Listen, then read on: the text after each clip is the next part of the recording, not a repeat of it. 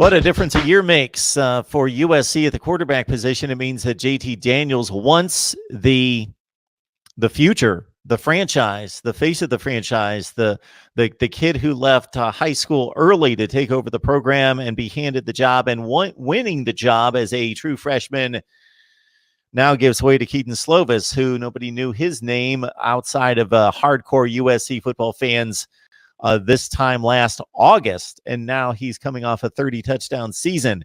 So the USC quarterback position, mighty interesting heading to 2020. We got Matt Lowry on the line from Conquest Chronicles to break down USC at quarterback, with the Trojans hitting the practice field on March 24th. So it starts right there, Matt, with Keaton Slovis coming off an exceptional season. Sure, he had some growing pains. He had the 3-interception game on the road at BYU, but considering the circumstances of him just being thrown out there, obviously he got his work in, his reps in, but very few with the first team because of his spot on the roster on the depth chart.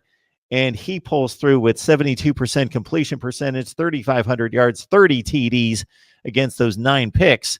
So he seems to be pretty firmly entrenched as the starter. Yes, he does. And the thing about it too right now for him is he'll have a full, he had a full spring to work with these guys. As everyone knows, last spring, he was the name that jumped out to the coaching staff, to Graham Harrell and to Clay Helton. He looked very impressive, very poised as a freshman, and he didn't play like a 3-star, even though he was a 3-star recruit.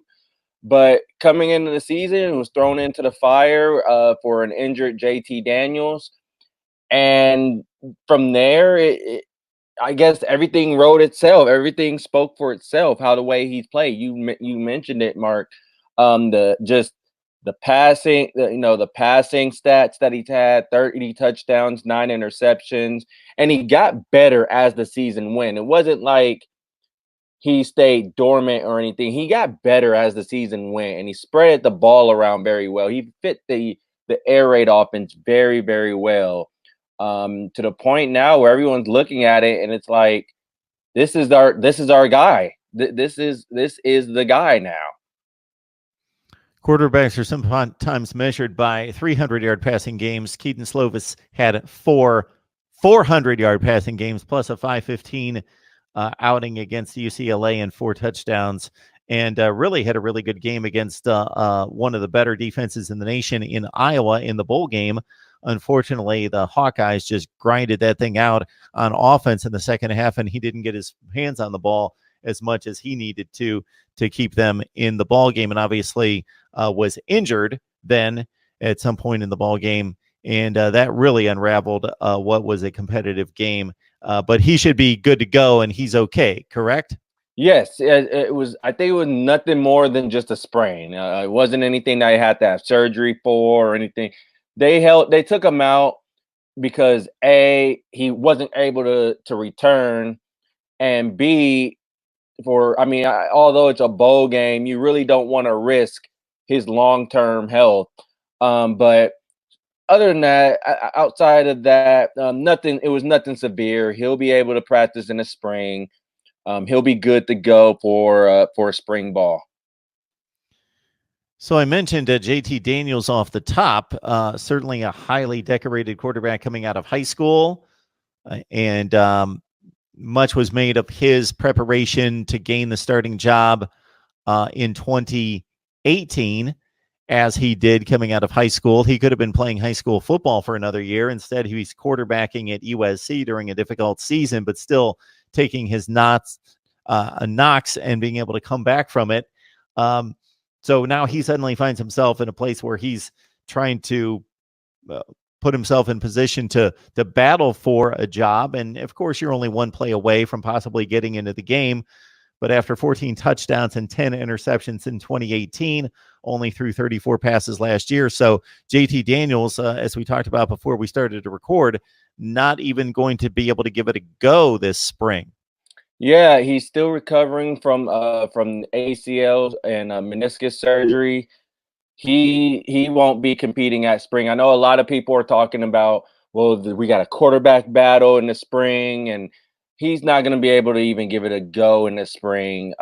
So if anything, maybe fall camp is when we'll see the two maybe split reps. But I believe everybody's been talking about, well, once JT comes back, he's going to be the starter. I don't think so. I don't see that happening because one, Slovis had a full season and looked very impressive through the season. And two, you got to question if JT is even going to be really ready by the time the team steps on the field to face Alabama.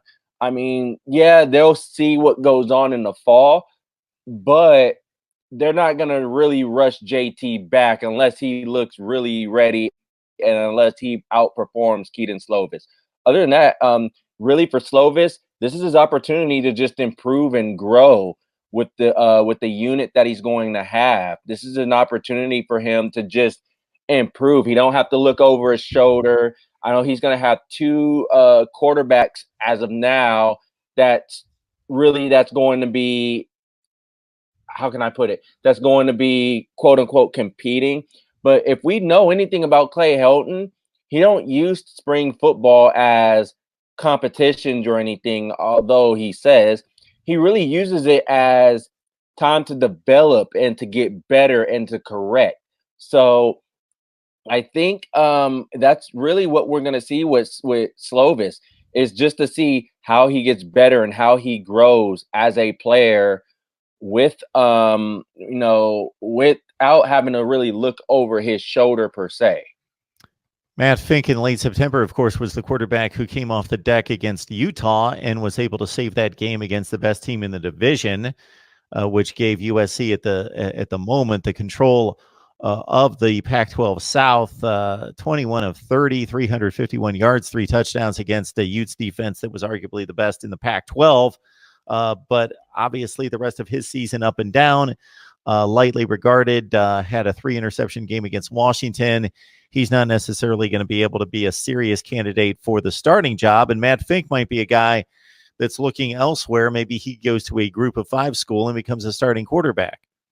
Yeah. So as of now, he hasn't entered the transfer portal. I mean, that could change after we record.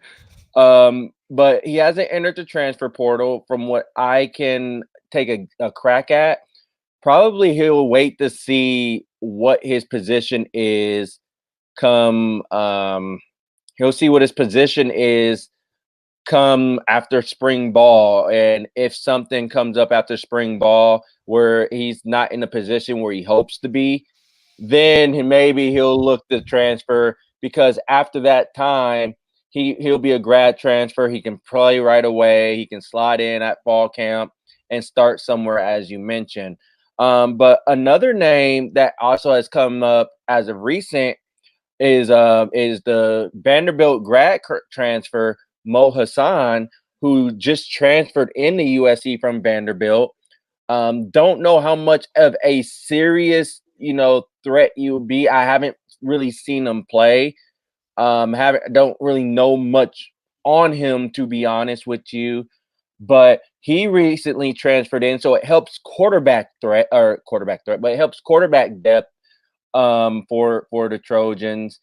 In the event if Matt Fink does indeed decide he wants to transfer, if he doesn't, then you have 4 quarterbacks on the roster that will help out. But right now, as far as with Fink, he's expected to be at spring camp. I think he'll go through spring camp, and then afterwards we'll see what happens after that. Hassan had some injury issues himself, most notably a concussion issue at the end of last season that ended his campaign in 2019. But most notably, when Missouri was ranked at the time, Hassan came off the bench to lead an upset of Missouri, completed 7 of 11 passes for 120 yards and a touchdown in Vandy's only SEC win that he contributed to right there.